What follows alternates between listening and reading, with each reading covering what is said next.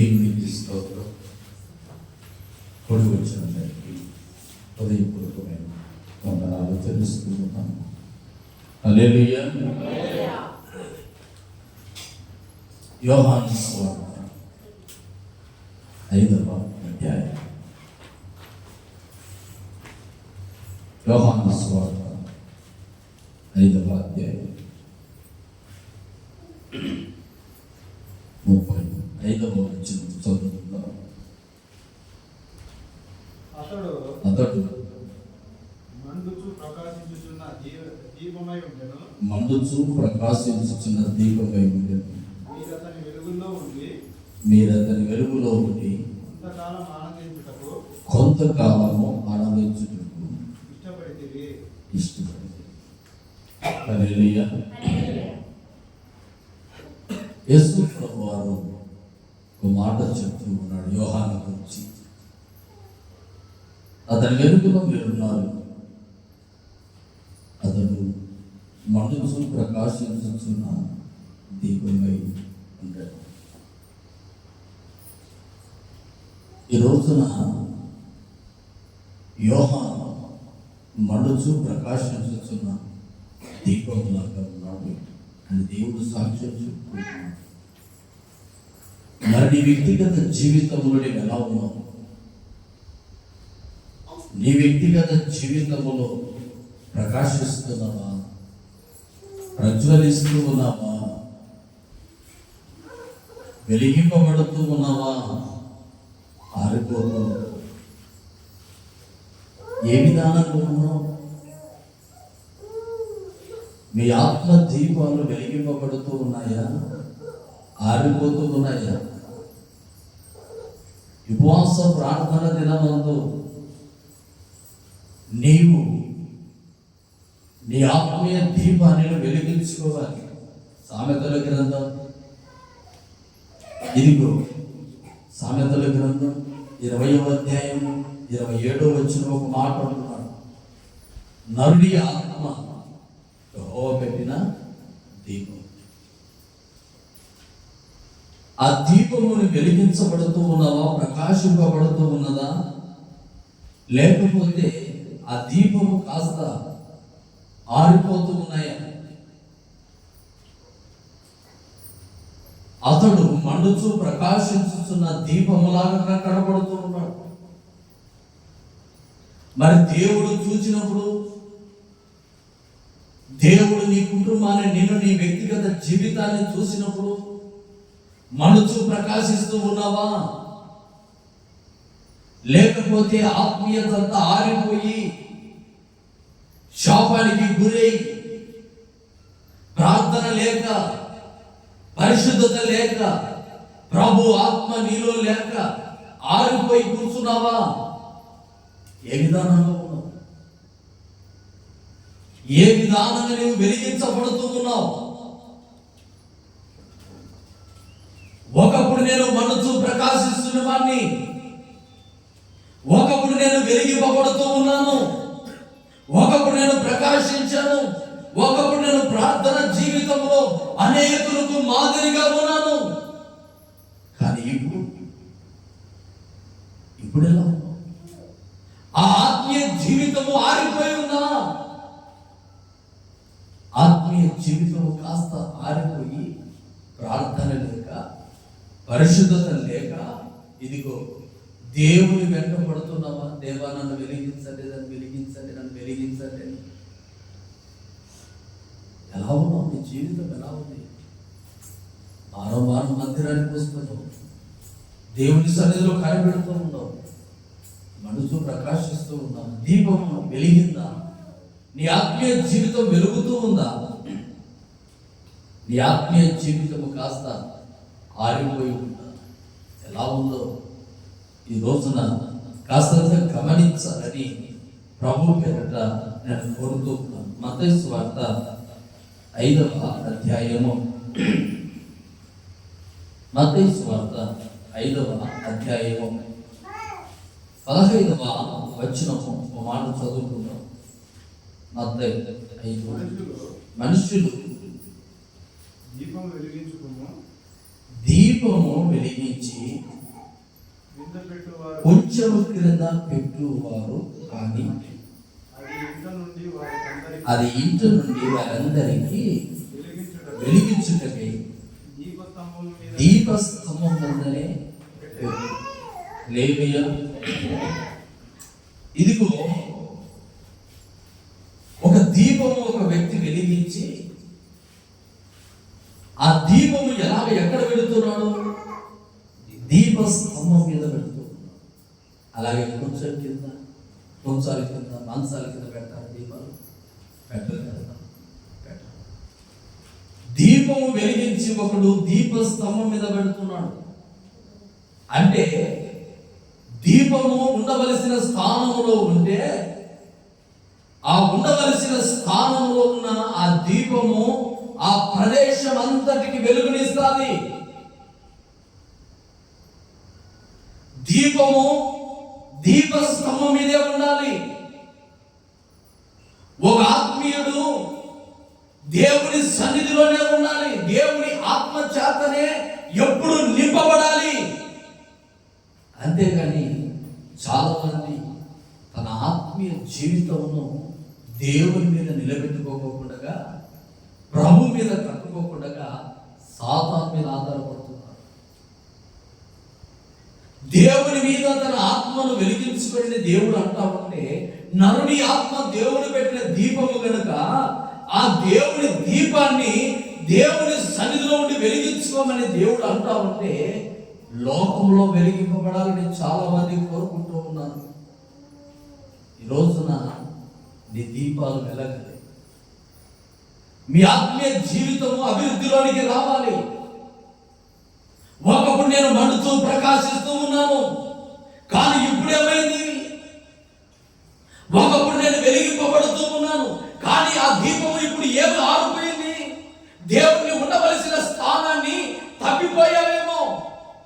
అందుకే మత్తయి సువార్తలో ప్రభు రాస్తున్న మాట, ఒకడు దీపమును వెలిగించి దీపస్తంభం మీద పెట్టాలి కానీ కొంచాల కింద, మంచాల కింద కాదు. ఈ రోజున దేవుని సన్నిధిలో ఉన్న దేవుని బిడ్డలారా, నీ ఆత్మీయ జీవితం ఆరిపోవడానికి గల కారణం, నీ ఆత్మీయ ప్రార్థన జీవితం ఆరిపోవడానికి గల కారణం ఏంటో ఒక్కసారి ఆలోచించు. నీ దీపాన్ని వెలిగించుకుంటున్నావా? ఆర్పి వేసుకుంటున్నావా?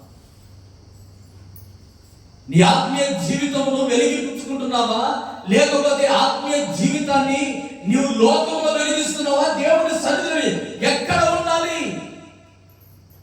ఈ రోజున ఉండవలసిన స్థానాన్ని నువ్వు తప్పుతున్నావేమో. ప్రభు అంటున్నాడు, దీపము వెలిగించి దీపస్తంభం మీద ఉంచాలి, అది అనేకులకు వెలుగుగా ఉంటుంది. దీపస్తంభం మీద ఉంటే అనేకులకు వెలిగించినట్లుగా క్రైస్తవుడు దేవుడి ఎక్కడ ఉండాలి? దేవుని మందిరంలో ఉండాలి. దేవునితో గడపాలి. ఓ క్రైస్తవుడి స్థానం ఏమిటంటే పరిశుద్ధత మీద నిలబడాలి, పవిత్రత మీద నిలబడాలి, నీతి మీద నిలబడాలి, న్యాయం మీద నిలబడాలి, దేవుని స్తుతించుకుంటూ ముందుకు నడవాలి. అటువంటి దీప స్తంభాల మీద నుంచి క్రిందికి దిగి ఎక్కడ తిరుగుతూ ఉన్నాం? ఆత్మీయ జీవితం ఆరిపోమంటే ఆరిపోతా? దేవుని సన్నిధి కోల్పోమంటే కోల్పోలేదా? దేవుని యొద్ద నుంచి దూరం అయిపోమంటే దూరం అయిపోలేదా? ఈ రోజున నీ ఉండవలసిన స్థానంలో నువ్వు ఎందుకు నిలబడడం లేదు గల కారణం ఏంటి? దేవుని సన్నిధిలో ఎందుకు నువ్వు నెమ్మదిగా దేవుని దర్శనము చూడలేకపోతున్నావు గల కారణం ఏంటి? నీ ఆత్మీయ జీవితము కాస్త నిరుత్సాహ స్థితిలో పడిపోయింది. ఒకసారి జ్ఞాపకం చేసుకోమని ప్రభు అర్చుకున్నాడు. నయోమి ఇదిగో బెత్లెహేము గ్రామంలో ఉంది, సమృద్ధి కలిగిన చోటులో నిలబడింది. తన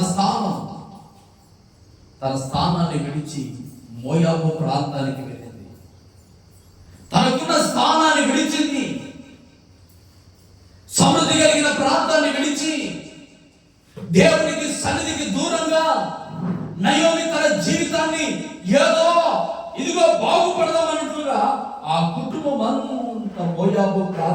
వెళ్ళింది. ఆ ప్రాంతం నుంచి తిరిగి వస్తూ ఓ మాట ఉంటుంది, నన్ను నయోమి అనకండి, మారా అనండి. నా జీవితం అంతా చేదైపోయింది. కారణం ఉండవలసిన స్థానాన్ని తప్పినప్పుడు తన జీవితం ఏమైపోయిందంటే స్థానం తప్పిపోయింది. శబ్దార్థి హల్లెలూయా. ఉండవలసిన స్థానము తప్పినప్పుడు మన జీవితాలు మనకు కూడా చేదుగా మారుతాయి. ఉండవలసిన ఆత్మీయ క్రమంలో ఉండకపోతే, ఉండవలసిన మంచి స్థానంలో ఉండలేకపోతే, ఇదిగో ఒకప్పుడు ఆ వ్యక్తి బాగుండేవాడు, ఒకప్పుడు ఆ స్త్రీ బాగా ఆత్మీయంగా ఉండేది, ఒకప్పుడు కుటుంబము పరిశుద్ధంగా ఉండేది, ఒకప్పుడు కుటుంబం ప్రార్థనలో ఉండేది. కానీ ఇప్పుడు ఏమైంది? ఆరిపోయింది. ఎందుకు? దీపస్తంభం మీద దీపం లేదు. దీపస్తంభం మీద దీపం లేదు.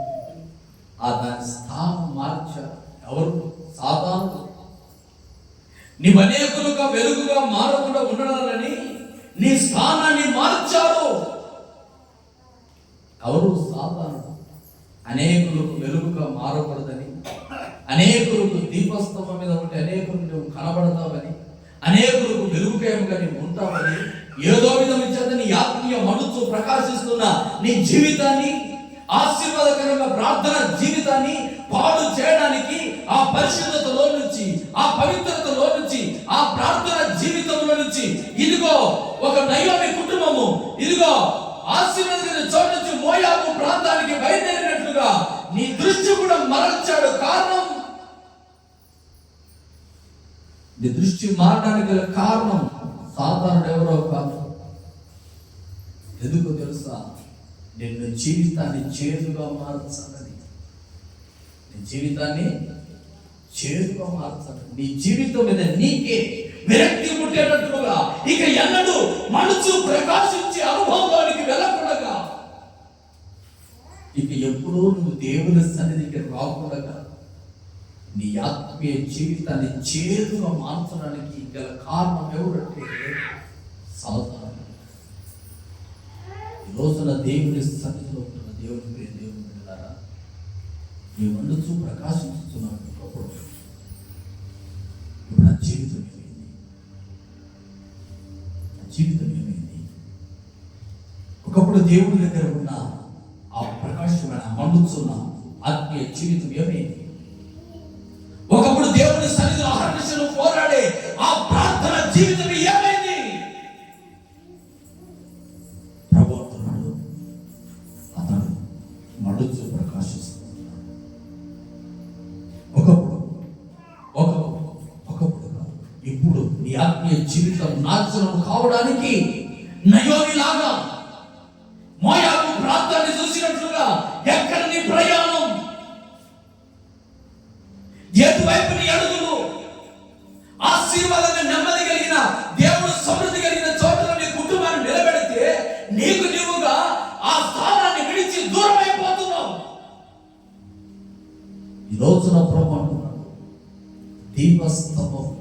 దీపం వెలిగించి ఆ దీపాన్ని ఎక్కడ ఉంచాలి అంటున్నాడంటే ఉండవలసిన స్థానాన్ని ఏర్పాటు చేస్తున్నది దీపస్తంభం అనేది. అంటే అనేకులకు వెలుగుగా ఉండాలని దేవుడు ఏర్పాటు చేసిన స్థలంలో మనం నిలిచి ఉంటే మన కుటుంబాలకు ఆశీర్వాదము అని ప్రభు చెప్తూ ఉన్నాడు. హల్లెలూయా, హల్లెలూయా. ఒకటి, నీకు నీవుగా లోకమనే ఆశలో పడి నీ ఆత్మీయ జీవితాన్ని పాడు చేస్తున్నావు. ఒకటి, నీ దీపం మారిపోవడానికి గల కారణం నీ ప్రయాణం. నీ దీపము వెలిగించకపోవడానికి గల కారణం నీ ఆలోచన, నీ తలంపేమో. ఒకసారి దేవుడు మరలా నీ దీపాన్ని వెలిగించుకో, మరలా నీ దీపాన్ని వెలిగించుకో. ఎప్పుడైతే నయోమి మరలా తిరిగి అయ్యో నా జీవితం నాశనం అయిపోయింది, పరిసర ప్రాంతాలకు వచ్చి నా జీవితం అంతా చేదుగా మారింది, ఈ చేదైన జీవితాన్ని మరలా నేను చిగురింపజేసుకోవాలని మరలా